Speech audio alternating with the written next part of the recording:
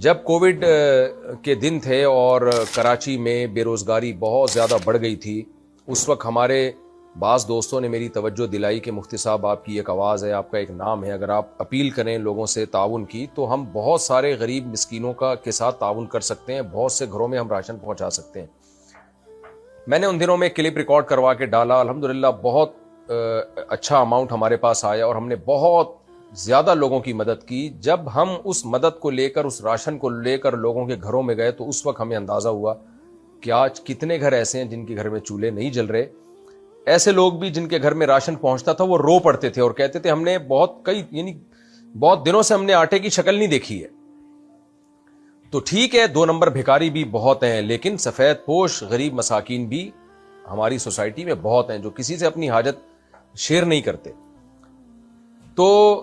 لیکن چونکہ میرا اس وقت کوئی باقاعدہ کوئی فاؤنڈیشن نہیں تھی، کوئی ٹرسٹ نہیں تھا، کوئی چیریٹی اکاؤنٹ نہیں تھا، تو ہم نے پھر اعلان کیا بھائی آپ مزید کوئی ہمارے ساتھ تعاون نہ کرے، کیونکہ یہ ظاہر ہے لیگل وے میں کام،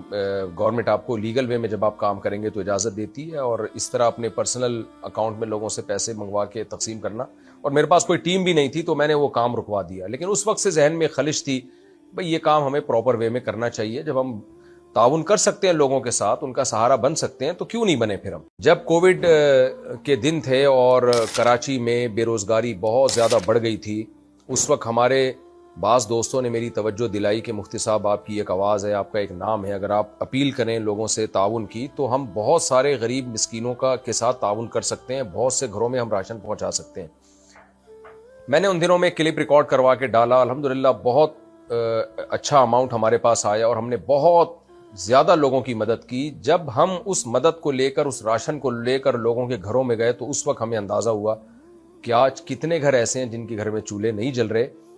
ایسے لوگ بھی جن کے گھر میں راشن پہنچتا تھا وہ رو پڑتے تھے اور کہتے تھے ہم نے بہت دنوں سے ہم نے آٹے کی شکل نہیں دیکھی ہے۔ تو ٹھیک ہے، 2 نمبر بھکاری بھی بہت ہیں، لیکن سفید پوش غریب مساکین بھی ہماری سوسائٹی میں بہت ہیں جو کسی سے اپنی حاجت شیئر نہیں کرتے۔ تو